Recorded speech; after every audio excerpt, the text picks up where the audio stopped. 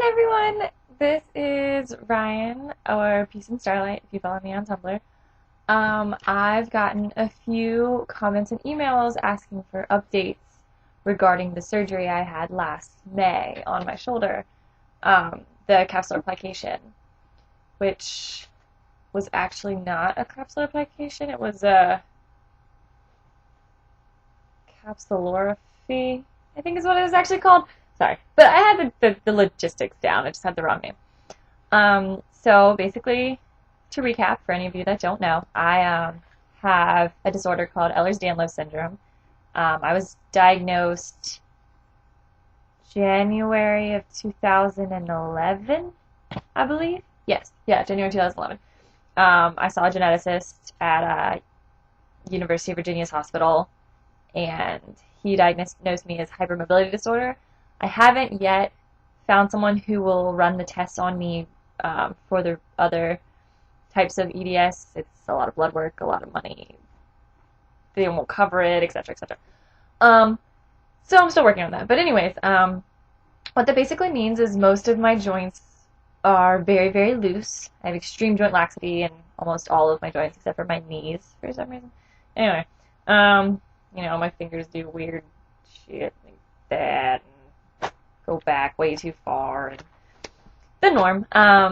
So what happened was last May I had the surgery to correct the shoulder laxity on my right side. And so it's been 5 months now. 5 months out of surgery, yay!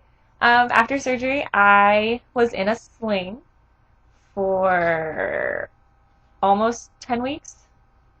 Yeah, almost 10 weeks. And I was in intense physical therapy for 12. I still have a physical therapy program that I follow every day with my lovely dumbbells and stuff. So basically, I can show you all a little updated version of what my shoulders are like now.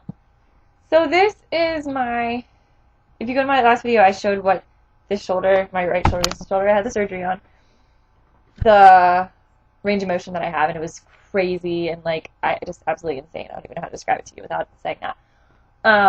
But they tightened it up, and so now my shoulder going back, I only have the normal human range of motion. I can't go any farther than this, which is insane for me because usually my elbow would be over here somewhere. I have full range of motion. I have almost full strength back. The only scars, I don't think you even see them. There's some little red dots there because they did the surgery arthroscopically, which is pretty cool. I have 2 on the back as well. They have 4 entrance ports. So in comparison, this is the new shoulder. This is how my other shoulder is. Because unfortunately, since my surgery, my left shoulder has started subluxing when I raise it, which is cool. But, you win some, you lose some. Maybe I'll get the surgery on the other shoulder. As far as would I recommend someone to do it, it's a tough call because with EDS, a big problem is worrying about, will I stretch out again? Will I have to get the surgery done a second time, maybe a third time, before my body naturally tightens up enough that I can have a good standard shoulder? So I was a pretty extreme case, and so far I've had no problem with stretching out, but again, I'm only 5 months out of surgery. I'll continue to keep y'all updated to see if this is something that people should look into. I would highly recommend it because my pain levels have gone down tremendously with that shoulder. I'm able to do so much more. I've started dancing again. I joined a local ballet, company here, and I'm going to be in the Nutcracker this year. It's something I never ever thought I'd be able to do again. I'm doing everything that I love. I haven't been able to go back to color guard. I don't think I will because that was the main reason my shoulder was dislocating. So I don't plan on doing anything too risky yet. But, ballet, it's not too much arm strength. I can deal with it. So yeah, so far so good. I am happy and not pain-free yet, but, I'm getting there. I'm still dealing with hips and finger pain, but other than that, as far as recommendations on how to get diagnosed, That's a really tough one because I'm going around trying to do the same thing because my geneticist messed up my paperwork. I don't actually have a medical diagnosis in my chart that reads Ehlers-Danlos syndrome. It was a complicated mess up, so I'm going through that process now too. I recently met another woman who has Ehlers-Danlos syndrome, and she's helping me, recommending me to some doctors in Maryland. I don't know, it's a long, lengthy process, and it just takes a lot of research, a lot of effort on your part, but if you're serious about it and you do feel like you need this diagnosis, so I recommend definitely getting the diagnosis because then your insurance companies will cover many more of your procedures that you might need, many more braces, medications for pain. They're much more likely to cover those if you have the medical diagnosis from your doctor.